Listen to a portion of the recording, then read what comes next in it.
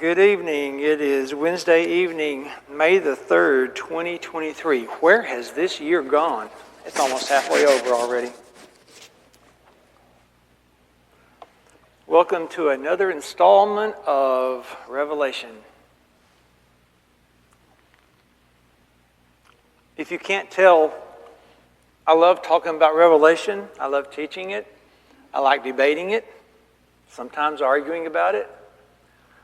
There is one topic I do not enjoy talking about, though, and that's the topic we're going to discuss tonight. Several questions and comments have been made over the past couple or 3 weeks concerning the date that the book of Revelation was written. I skipped this part in lesson 2 because of some time constraints. I mentioned 1 or 2 arguments pro and con concerning the date, but I skipped it, and I enjoyed skipping it, but now it has come back to me. So we'll cover this topic tonight. What we're going to do is we're going to look at the 2 primary dates of when people claim that Revelation was written, 68 AD and 95 AD. Some people say 96 AD. 96 AD. I'm going to combine those 2 together and just say 95. I'm going to do this in a debate format. We're going to have, here we go.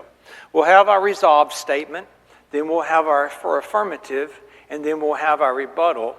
There's going to be, 5, 6, 7 affirmatives for 95 AD, and there's going to be, I forgot how many, maybe 10 for 68 AD. Yes, sir. Would you like me to? Which, by the way, when I use the word you, I'm not talking about you. I'm talking about my imaginary opponent over here. You can come up here and stand the whole time if you'd like. Okay, that works. Then I have somebody to yell at, right? But that's what we'll do. We'll have those colors don't show up very good, do they? The affirmative will be in a light green background. The rebuttal will be in a light red background, and the resolved will be in a black background. Any questions? Okay, here we go. This is going to take the entire time tonight because there's 60 slides. And we'll probably go into some of next week with it as well. So let's start with the 95 AD side first, shall we? Now, if I pick on your favorite argument, please don't get mad at me. I'm just the messenger. I got these affirmatives and rebuttals from the internet, from forums, from pro and con websites. I just scurried as many websites and links as I possibly could, trying to find all the pros and cons to put in this. So if I get onto your favorite argument, I'm not picking on you. I don't know your favorite argument, so we're good there, okay? So let's get started. Resolved. The book of Revelation was written in 95 AD. Affirmative number 1, Irenaeus. Irenaeus lived between 120 AD and 200 AD.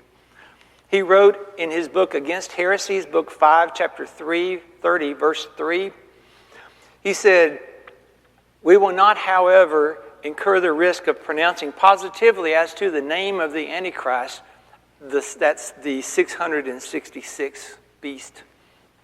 "For if it were necessary that his name should be distinctly revealed in this present time, it would have been announced by him who beheld the apocalyptic vision. For it was seen not long since, but almost in our day, towards the end of Domitian's reign." Affirmative number 1 for 95 AD is the fact that Irenaeus himself said that the vision was seen towards the end of Domitian's reign. So obviously 95 AD is a close proximity as to the time that Revelation was written based upon Irenaeus' statement.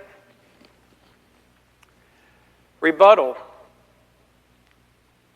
For it was seen not long time since, but almost in our day, towards the end of Domitian's reign. If you look at that word it is a third person singular pronoun. It can mean he or she or it. Now 95 ADers are going to habitually, my imaginary friend, I'm yelling at him. You 95 ADers are habitually going to interpret Irenaeus with the word it, of course. It could also mean he or she. Let's illustrate this with a question, with a multiple choice question. If Christians needed to know the precise identity, the name of 666, the beast, John could have easily made it clear to us in person because A, John saw the vision towards the end of Domitian's reign, or B, because John was actually seen toward the end of Domitian's reign. Which answer makes the most sense? Well, obviously it's B. Yes, sir. Oh, I thought you were raising your hand. Okay. He was giving me the sign for B. You're right, B. John seeing the vision at the end of Domitian's reign would not have made it possible for him to easily make it clear to us who this person is. The fact that John was seen, that does make it possible for him to actually tell us who 666 represents. Irenaeus, Against Heresies, Book 5, chapter 30, verse 3, says that John was seen at the end of Domitian's reign clearly. Eusebius said that John did leave Patmos at the death of Domitian in order to carry on more ministry in Asia Minor.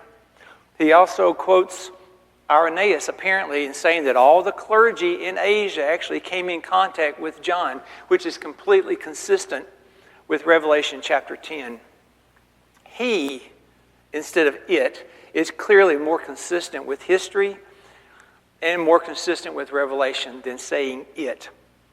It just totally goes out of context of this particular paragraph. I apologize that my background colors aren't showing up very well. Okay.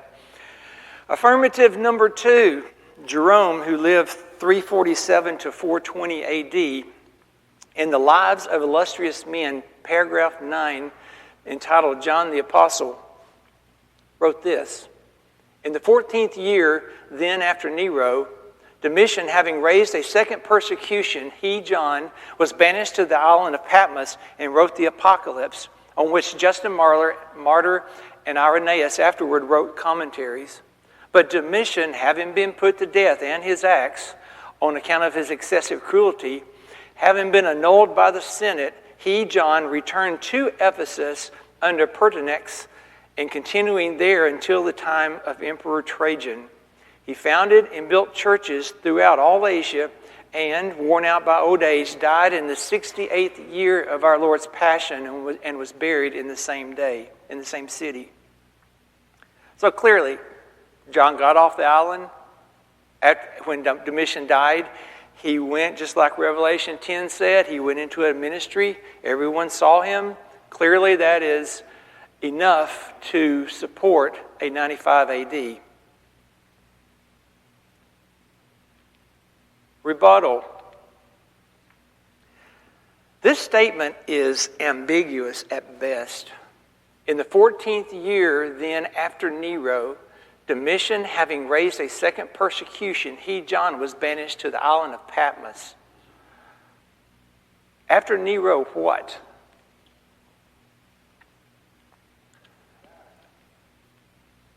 Are we sure about that, though? Because this could be read a different way. If you look at Domitian having raised a second persecution, the topic of this sentence is raising a wave of persecution. So if we stick that phrase, that topic, into this sentence after Nero, it would read like this: In the 14th year, then, after Nero raised a first persecution, Domitian, having raised a second persecution, he, John, also banished to the island of Patmos. So are we counting 14 years after Nero raised the first persecution, or are we counting 14 years after Nero died? It's not clear. If we're counting 14 years after Nero raised his first persecution, then that would put John on the island of Patmos as early as 69 AD. So the writing of the book of Revelation could be anywhere from 69 AD to 96 AD. If you're counting 14 years after Nero died, then you're putting John on Patmos beginning at 81 AD, which gives you a range of 81 AD to 96 AD. So this argument concerning Jerome does not necessitate, it doesn't even imply 95 AD is even correct.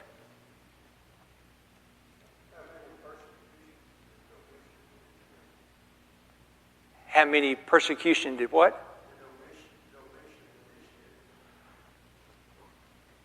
One, I suppose. But don't forget, Vespasian was Domitian's father. And in his, he could have raised 1,000. I don't know if it really mattered.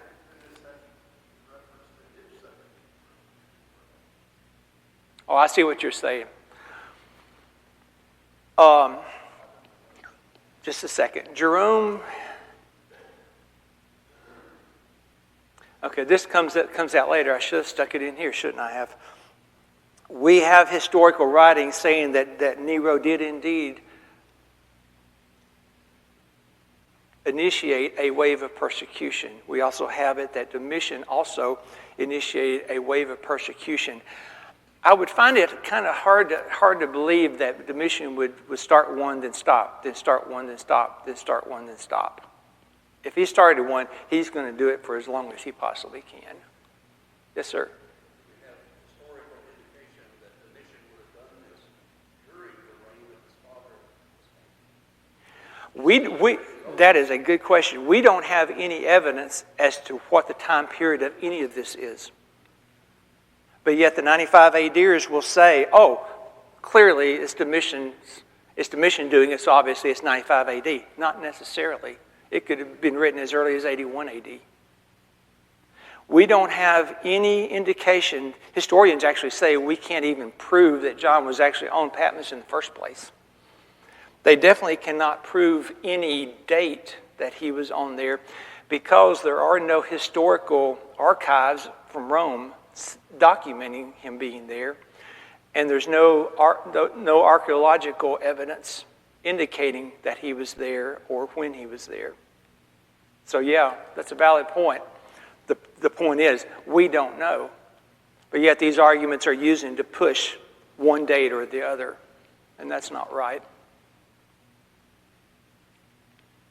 Affirmative number 3.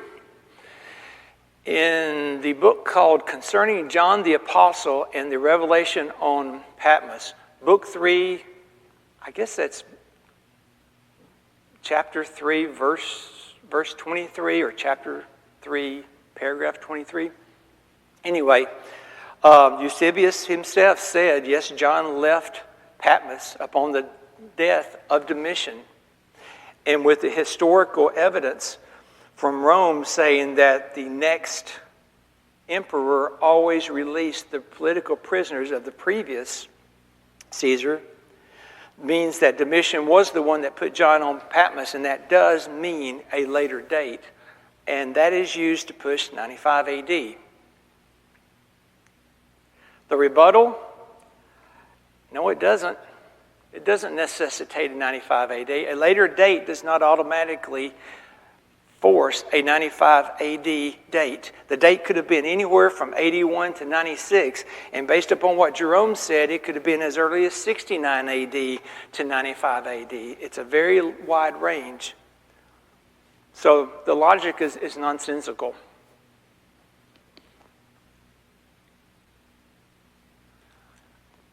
I don't like this one. This one makes me mad. I'll be honest with you. Most modern day scholars agree that Revelation was written in 95 AD. And remember what I told you Revelation scholars actually means? It means expert. The self-appointed experts who wrote a book and they're selling it on Amazon.com for $83. That's the one I kept running into for some reason. Most modern-day scholars agree. Well, no, they don't. That's subjective at best. Many scholars do not agree with the 95 AD date. In fact, invoking this claim that most scholars agree, it's pretty much a desperate attempt to prop up a date that cannot be proven and standing on its own merit. So that's a nonsensical argument, period. Now, I'm not claiming any of these make sense, okay? You know that, okay? And I didn't make them up. They're already out there. I'm not the one saying them. I'm not saying any of them make sense. In fact, we'll get to some that are totally nonsensical. This one gets close. Affirmative number 5, Laodicea's wealth. In 60 AD, Laodicea was destroyed by an earthquake. 68 AD, there probably was not even a church in Laodicea because it would take him much longer than 8 years to rebuild the city of Laodicea back to affluence and wealth. And probably take even longer than that to get the church all back together as well and into a new building. Ray Vander Laan from thattheworldmayknow.com has an article that says this. He said, the leading city in the valley during the first century, Laodicea, was destroyed by an earthquake in AD 60. According to Roman writer Tacitus, Rome offered to pay for the city to be rebuilt, but the people declined, saying they were wealthy enough to restore their own city. So where's the poverty? If they're so poor and it takes them more than 8 years to rebuild, where's the poverty? They didn't even want Rome's help. They didn't want Rome's money. They wanted Rome to stay out of it. Where is the proof that the church in Laodicea did not exist in 68 AD?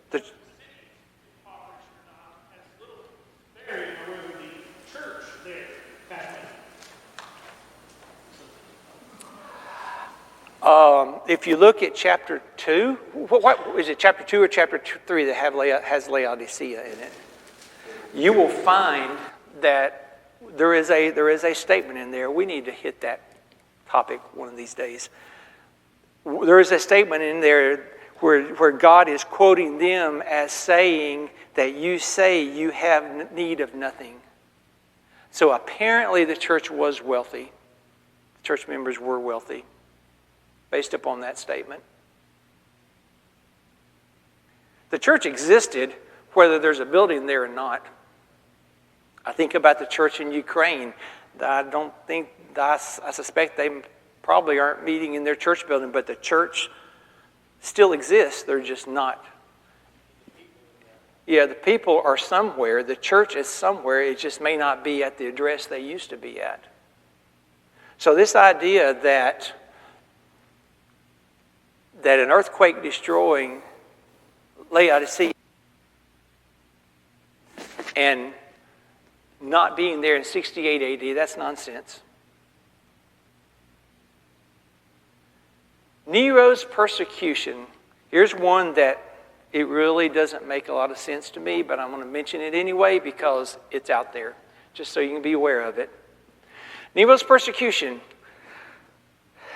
Affirmative number 6 says that Nero's persecution was confined mainly to Rome. It did not involve the Asian minor churches. The rebuttal is, how do you determine that? How do you prove that? Because a Caesar sets the environment for the entire empire. Trajan and Hadrian actually proved that. Excuse me, I'm going to cough here in a second. The persecution could easily be duplicated. If Nero wants to start it in Rome, it can easily be duplicated other places through middle management. I believe that was the phrase used once in one of our classes. In fact, chapter 13 proves that the persecution of the first century church was done by proxy. Do you remember that? It says that the Christians were limited on their buying and selling. They were boycotted. If they owned businesses, they were boycotted by Rome. Businesses that did business with the Christians were also targeted by Rome as well. So Rome was doing this not with soldiers everywhere, but by proxy as well, through fear. So the idea that Nero's persecution was at Rome, that's irrelevant. Whether it was or was not, it has nothing to do with the date of Revelation. Okay, let's get to 68 AD. 68 AD, resolved. The book of Revelation was written in 68 AD. Affirmative number 1. We go back to Irenaeus' statement. We will not, however, incur the risk of pronouncing positively as to the name of the Antichrist, for if it were necessary that his name should be distinctly revealed in this present time, it would have been announced by him who beheld the apocalyptic vision. Now, this is an affirmative for 68 AD, okay? Not 95 AD. So for 68 AD, I will say the word he, not it. For he was seen not very long time since, but almost in our day, towards the end of Domitian's reign. Irenaeus lived in Rome, and he commented on Ephesus, which was some 832 miles away. And he was commenting on events that occurred decades before he was even alive. So how can we trust what Irenaeus is saying at that distance and that time difference? And how can we expect Irenaeus to be accurate in his timeline when he claims that Jesus lived to be between 45 and 50 years old? Clearly Irenaeus' timeline and his perspective of the timeline of history is confused and cannot be trusted. Rebuttal. Distance does not determine historical accuracy. And concerning the error in Jesus' age, if Irenaeus did make one mistake, it does not mean you throw out everything he said. But we're about to discover what he said was not an error on his part. It was not an error on his timeline. It was an error in his calculation.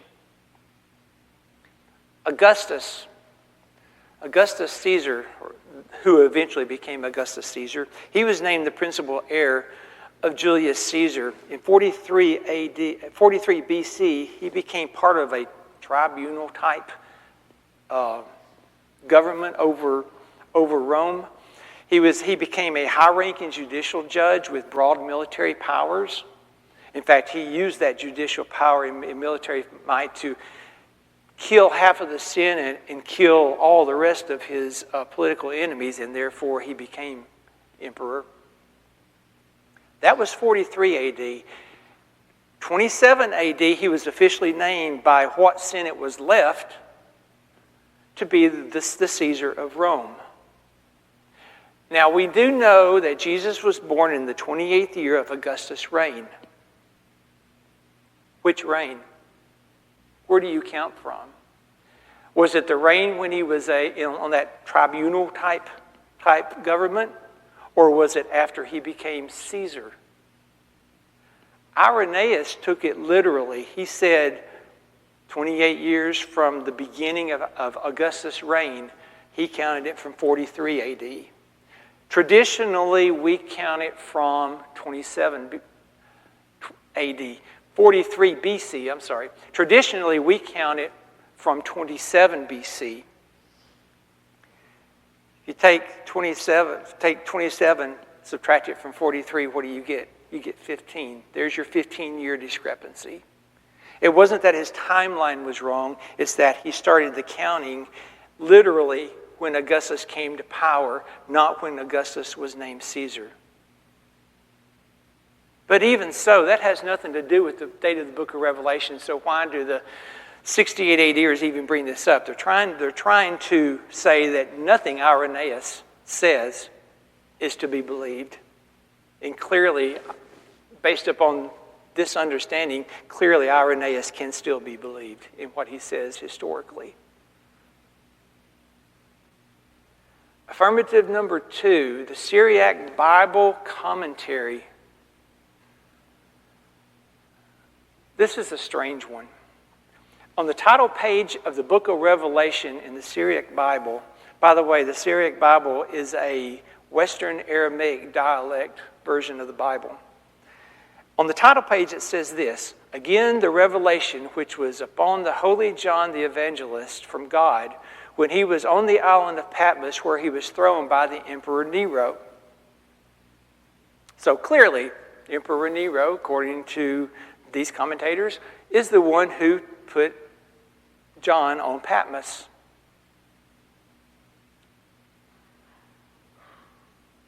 Well, that's interesting because this Syriac Bible commentators are 4th century commentators.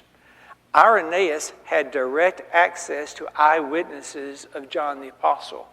Who are you going to believe? Someone who had direct access to the eyewitnesses of John and was contemporaries with them, or some Bible commentator from the 4th century? Whose writings are more reliable? I would say Irenaeus.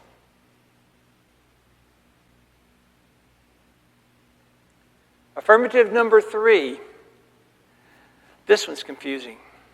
The Jewish persecution. The Jewish persecution of the Christians could only occur before the fall of Jerusalem, because after the fall of Jerusalem, the Jewish nation would have been too weak to persecute the Christians. The rebuttal is the villain of the book of Revelation is Rome, not the Jews. We actually covered that last week. We had two slides full of characteristics of the harlot from chapter 17. And the only solution that satisfied every single one of those criteria was Rome, not Jews. When we get into chapter 18, we'll see that even more. So why even bring the Jews into it? But we do it again. Affirmative number 4, the Judaizing heretics in the church. In an article from a church called Sound of Heaven Church, SOH.church, they have this strange article, and it says this in one paragraph. It says, "The issue of the Judaizing heretics in the church," Revelation chapters 2 and 3, "is emphasized in the letters to the 7 churches of Asia in the book of Revelation. This tells us something about the dating of the letter because the Judaizing heretics lost a great deal of influence after Paul's letters were being circulated. Also, it makes a lot of sense that the heresy would have been a much smaller issue after so many Jews were slaughtered in 70 AD. Only an early date of authorship allows for heretics to be a significant problem." And there they quote Josephus, says 1.1 million Jews died in the Jewish-Roman War between 66 and 70 AD.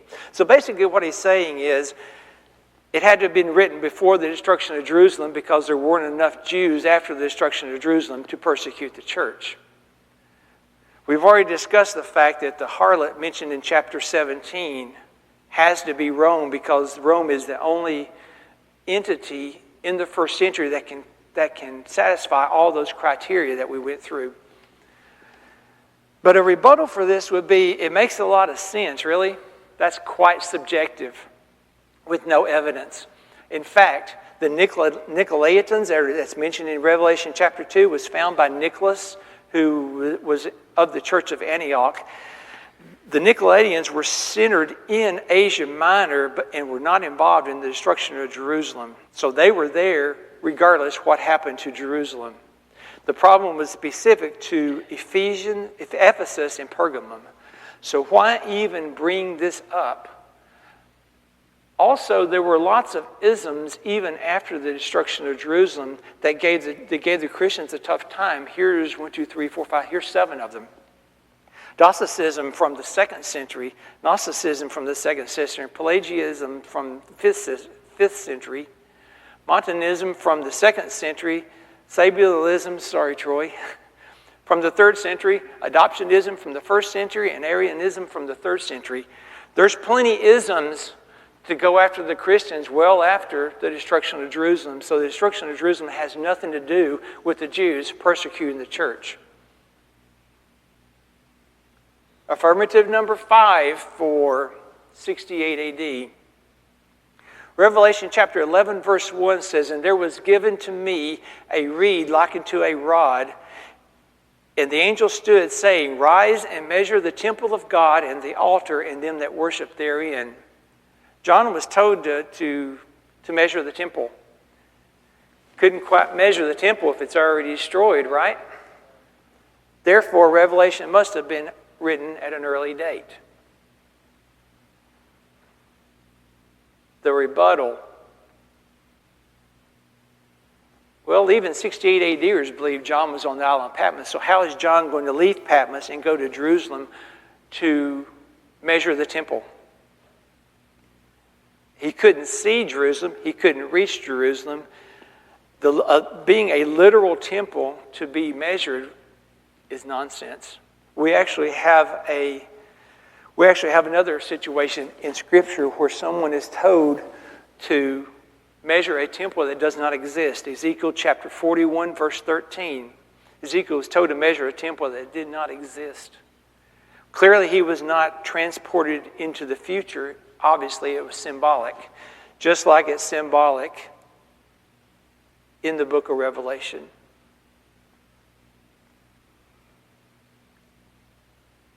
Affirmative number 6, John must prophesy again. Here's one of those that really doesn't make sense, but yet again, it's out there, so you need to be aware of it. Revelation chapter 10, verse 11.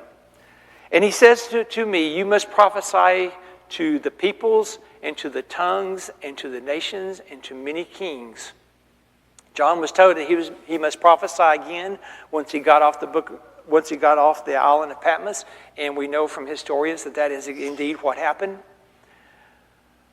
But John would have been too weak. He would have been too old to do that type of work after Domitian's reign. He would have been what? Pretty close to 100 years old, maybe. Therefore, this has to be an earlier date. It can't be 95 AD. It has to be 68 AD. Otherwise, John would have been too weak to prophesy again, to continue a ministry in Asia Minor. The rebuttal, Eusebius himself said John left Patmos on the death of Domitian. He lived into the reign of Trajan, and he quotes Irenaeus as saying that all the clergy of Asia came in contact with him. You had a lot of eyewitnesses to John the Apostle after he got off of Patmos at the end of Domitian's reign. So contextually, yes, this did take place after John left Patmos. Was John capable of continuing his Asia ministry after Domitian? Apparently so. If he was weak, do you not think God could have made up the difference? Affirmative number 7. These things must shortly come to pass. This one I don't really understand it well. I may misrepresent it. Forgive me if I do, but I don't understand this one. But anyway, Revelation chapter 1 verse 1, chapter 1 verse 3, chapter 22 verse 10 says that these things must shortly come to pass. They're at hand. They are about to happen. The events of Revelation are going to occur soon. And since no event past the year in the past 2,000 years are associated with Revelation, except for the destruction of Jerusalem, then obviously Revelation had to have been written at an early date. The rebuttal sounds a little sarcastic, so pardon me if it does, but it's the rebuttal that's out there, so I'll go ahead and say it. This is the first time since Genesis that we actually claim to know God's timeline. The word soon means 2 years, according to 68 ADers. Why do we not know God's timeline ahead of time until we get to Revelation? That is a good question.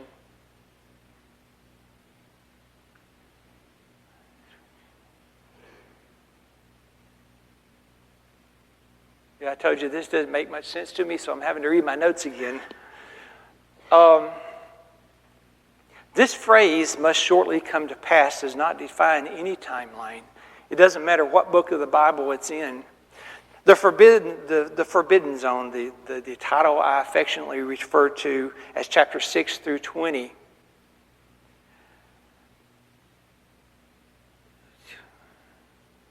Is routinely ignored. The 68 ADers, my learned colleague over here standing beside me, he ignores 6 through 20 to get the definition of what the tribulation is and to try to figure out some type of timeline. He will stay in chapter 1, verse 1, read one sentence, and apply the timeline and definition of tribulation for the entire book of Revelation without reading a single word from chapter 6 through 20. It also becomes a circular definition. Let's keep going. Okay. Lots of things in Revelation which can possibly come to pass. Which one are you talking about? I was looking for a particular one that talks about the circular definition. Okay. Must be an early date because these things must shortly come to pass. Therefore, it's an early date. Therefore, the tribulation has to be the destruction of Jerusalem. And since it's the destruction of Jerusalem, then it would have to be written before 70 AD, probably 68 AD. And 68 AD, then the tribulation must be the destruction of Jerusalem.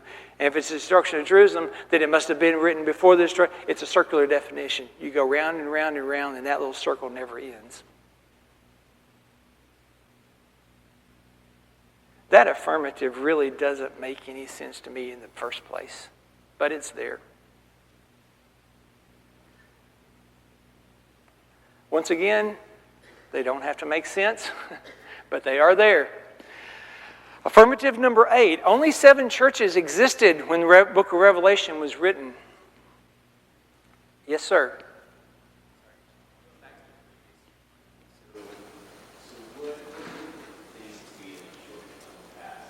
Oh, okay. Well, there's your whole slide of things. Take your pick. Lots of things are happening in the book of Revelation, so which things must shortly come to pass? And how does the word soon get applied to 2 years? You've got to be pushing an agenda to make that happen. You've got to be pushing the tribulation being the destruction of Jerusalem. You have to be pushing an early date, and it just becomes a circular definition. Lots of things, lots of things which must shortly come to pass. Which one are they talking about?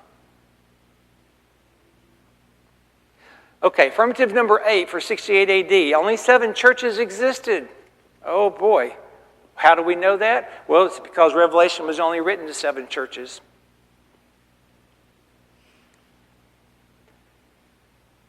Obviously, in 95 AD, there were a whole lot more churches than just 7. Therefore, it has to be an early date. Not necessarily 68 AD, it may be 54 AD or earlier.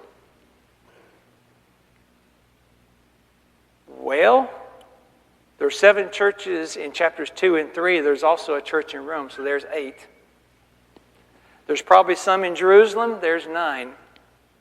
There's probably some lots of other places. This argument is nonsensical and it's unsubstantiated. You can't prove that. How can you prove that there are only 7 churches in existence in 68 AD? Or whenever the book of Revelation was written?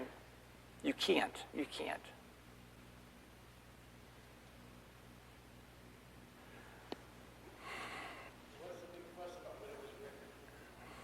We'll get to that. That's a good question. That is a good question, and we will get to that. Some apostles had to still be alive. This is another one of those that kind of scratch your head over. Revelation chapter 2, verse 2, this is talking about the church at Ephesus. It says, I know your works, your labor, your patience, and that you cannot bear those who are evil. And you have tested those who say they are apostles and are not, and have found them liars. Someone comes to a church and they claim to be an apostle. That cannot be taken seriously unless there are apostles actually alive at that time. Therefore, Revelation had to have been written at an earlier date. At an earlier date when apostles were still alive. The rebuttal. Since when does someone falsely claiming to be an apostle necessitate other apostles still being alive? It would actually be easier to claim that you're an apostle if no other apostles are alive to refute your claim. If you're going to claim to be an apostle, the last thing you want is an apostle walking up in the front door. Right? So that argument is totally nonsensical. In those days, the accountability of an apostle was severe. You just say, what you say either happens or you die. Yeah. Affirmative number 10. They also which pierced him. Revelation chapter 1 verse 7 says, Behold, he cometh with clouds, and every eye shall see him, and they also which pierced him. And all kindreds of the earth shall wail because of him. Even so, amen. The phrase those who did pierce him does not reference the actual not only references the actual Roman soldiers who literally pierced his side, but it also refers to the people of the first century. According to this passage, they were expected to be alive when Revelation was fulfilled. The fact that those who did pierce him were not alive in 96 AD because they were killed in the Roman-Jewish War of 70 AD is a clear indicator that Revelation was written before 70 AD. That's interesting. It's strange, but it's interesting. The rebuttal, and I'm running out of time. The rebuttal, this business about coming in clouds has nothing to do with the destruction of Jerusalem or the destruction of anything else. The coming of clouds, according to Revelation, Acts, and 1 Thessalonians, are reserved for the second coming of Jesus. We are told that when Jesus comes to earth, he's going to be sitting in a cloud and surrounded by clouds. Every eye and all kindreds. That sounds to me like a whole lot more people than just the Jews and the Romans. If Revelation 1:7 is fulfilled at the destruction of Jerusalem, then you've got two questions to answer. Where is the proof that Jesus returned to earth at the destruction of Jerusalem? And what is the proof that Jesus was actually seen at the destruction of Jerusalem?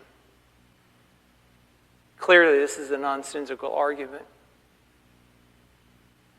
I think we're about to be hit by this last bell. Let me look and see how many there are left. 11, 12. Okay, there's two more left, but I don't think we're going to have time to cover them. Affirmative number 11, beast number 1 represents Nero. Here is wisdom. Let him who hath understanding count the number of the beast, for it is the number of a man, and his number is 666. The villain of Revelation is Nero. Even the 95 ADers agree to that. True. So clearly, Revelation was written around 68 AD in order for Nero to be the villain of Revelation. Okay? The rebuttal. That's true, 666 applies to Nero, but it also applies to Domitian. We actually covered that in one of the lessons. Nero was said by Jerome to have initiated the first wave of persecution against the church, Domitian the second wave. 666 may equal to Domitian's name, may equal to Nero's name, but 666 can also represent just evil in general. Whoever was persecuting the church at that time. But even 666 being applied to Nero does not necessitate a particular date. You've got the problem that it also can apply to Domitian as well. Okay, I guess that'll take care of that. We'll hit the Monarchian prologues. I can't say that word. Monarchian prologues. We'll talk about that one next week, and then we'll get into a section of just the facts. Thank you very much. That is all.